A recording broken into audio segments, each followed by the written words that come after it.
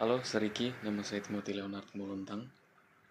Dan pada video kali ini, saya akan menjelaskan salah satu materi UTS Hukum Internasional, which is mata kuliah yang paling saya sukai karena saya lebih suka mempelajari hukum dalam range yang begitu luas. Terutama saya banyak belajar mengenai negara-negara, bagaimana juga hubungan antar negara tersebut. Dan pada UTS kali ini, saya memilih materi mengenai sumber-sumber hukum internasional. Pada dasarnya, sumber hukum itu adalah segala sesuatu yang dapat menimbulkan aturan yang bersifat memaksa. Nah, dalam sumber hukum internasional ini sesuai dengan materi yang serbagikan dalam bentuk Word itu terdapat ada sumber hukum internasional material dan sumber hukum internasional formil. Tapi dalam video ini saya akan lebih bicara khusus mengenai perjanjian bilateral dan perjanjian multilateral. Kita mulai dari hubungan atau perjanjian bilateral. The principle atau pada prinsipnya, hubungan bilateral itu bisa terjadi jika kedua negara saling mengakui bahwa mereka itu adalah negara yang berdaulat. Lalu mereka harus menyetujui hubungan diplomatik. Baru pada saat itu mereka bisa melakukan hubungan bilateral atau perjanjian bilateral yang di dalamnya bisa terkandung mengenai hubungan politik, ekonomi, kultur, atau budaya, dan semacamnya. Salah satu contoh komprehensif yang bisa mendefinisikan apa itu perjanjian bilateral, contohnya dari pengalaman saya dari dulu bermain suatu game yang bernama Rome Total War. Jadi the main purpose of that game itu is to conquer, atau tujuan utama dari game tersebut itu adalah untuk menaklukkan dan menaklukkan.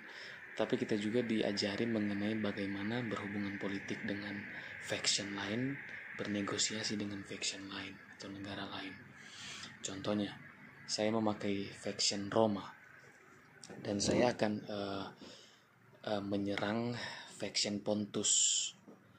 Nah, untuk pasukan saya bisa ke Pontus itu, mereka harus melewati wilayah teritorial atau wilayah yurisdiksinya Athena dan atau Sparta pada saat itu. Jadi sebelumnya memang sudah ada hubungan diplomatis di antara faction saya dengan faction Athena contohnya. Tapi belum pernah ada perjanjian bahwa saya bisa melintaskan pasukan saya ke wilayah mereka, atau yang disebut dengan military access atau military alliance seperti itu. Nah, untuk bisa melakukan itu, saya harus engage, saya harus inisiasi berbicara kepada mereka bahwa, hey, saya harus melintasi wilayah kalian karena saya akan menyerang faction ini, contohnya. Nah, and in return dan sebagai imbalannya itu, saya akan memberikan mereka sebagian dari natural resources saya, karena kebetulan kan faction saya itu mempunyai banyak natural resources atau sumber daya alam, dan kami berdua menyetujui kesepakatan itu. Lalu dari kesepakatan itu, itulah yang dinamakan dengan perjanjian bilateral. Dalam dunia modern sekarang, contohnya hubungan bilateral Indonesia dengan Jepang, yaitu Indonesia-Japan Economic Partnership Agreement, yang merupakan kerjasama ekonomi bilateral di antara negara Indonesia dengan Jepang, yang bertujuan untuk meningkatkan kegiatan ekspor, impor, dan investasi di dalam dua negara tersebut. Yang terakhir mengenai hubungan atau perjanjian multilateral. Pada prinsipnya sama dengan hubungan bilateral, namun ini lebih banyak negara di dalamnya. Contohnya, saya mau ambil dari perjanjian di antara negara Amerika, Kanada dan Meksiko, atau disebut dalam USMCA, United States Mexico Canada Agreement.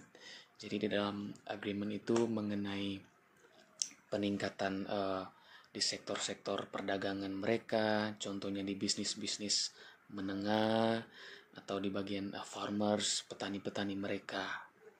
Contoh yang baru-baru saat ini yang kita dengar mengenai AUKUS atau Australia, United Kingdom, and United States, yang tujuan perjanjian mereka di dalamnya itu adalah untuk meningkatkan teknologi-teknologi militer mereka, saling berbagi teknologi canggih, terutama dalam bidang dalam sektor pertahanan nuklir.